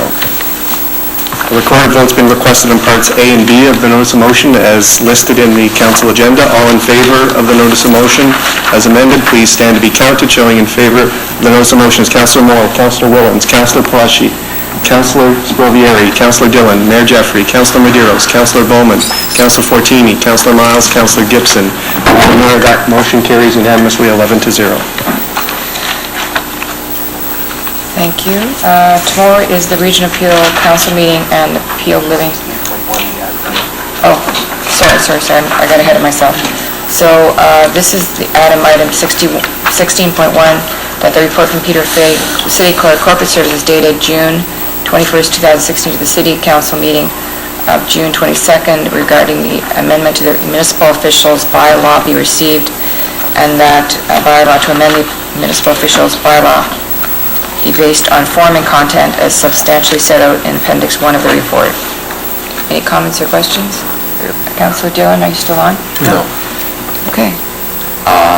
This is moved by myself. Do you want to second it? Just try. Moved by Councillor, by myself and Councillor Dillon. All in favor? That's carried.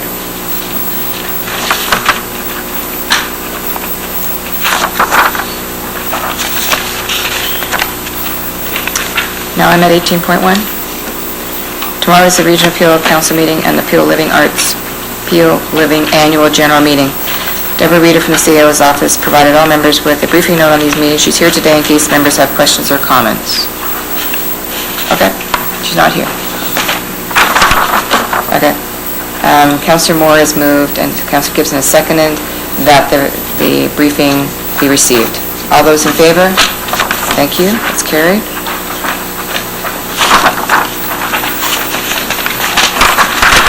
We're now at public question period. This is item 19. It's where we invite members of the public to come forward to the podium and ask questions about any decision made by council at today's meeting. 15-minute limit for all questions and answers. Are there any questions of the public about a decision made at council today? If so, please come forward, state your name for the meeting, and your question succinctly related to one of council's decisions. Seeing none, move on. We're now at the portion of the meeting dealing with the adoption of city bylaws to give effect to council decisions made at this meeting and previous meetings.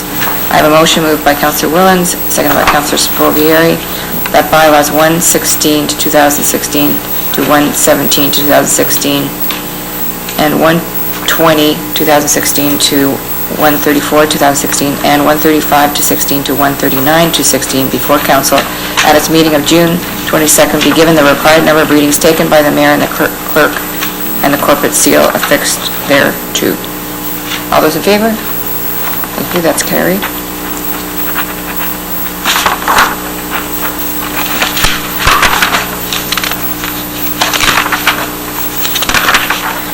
Our next item of business is item 21, closed session business.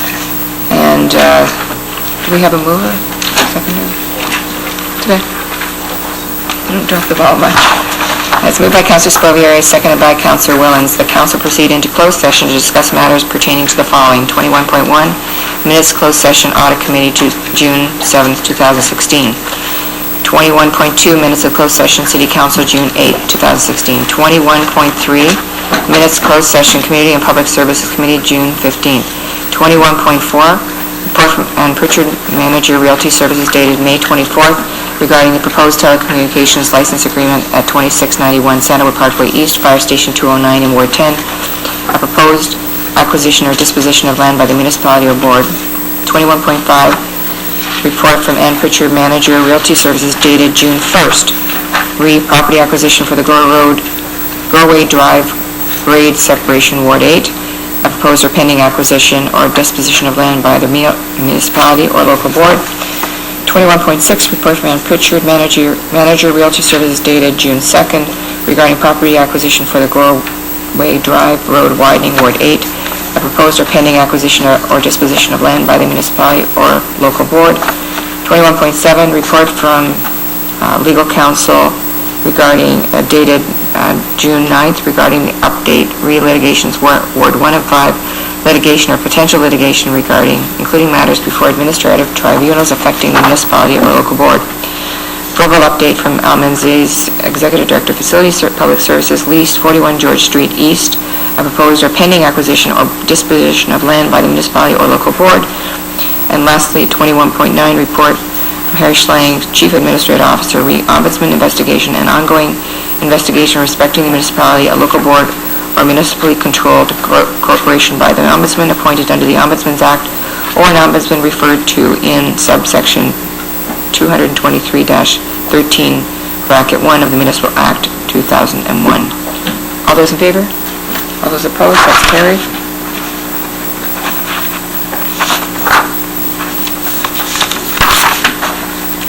This meeting is now recessed in order for council to consider its closed session business in the council committee room, and all meetings of council must start and end in public session. After closed session is completed, council will reconvene in public session in the council chambers to complete its business on today's agenda, including reporting out on any actions arising from its closed session portion of the meeting, passing a confirming bylaw to confirm the proceedings and decisions of this meeting, and adjourning the meeting. We're recessed.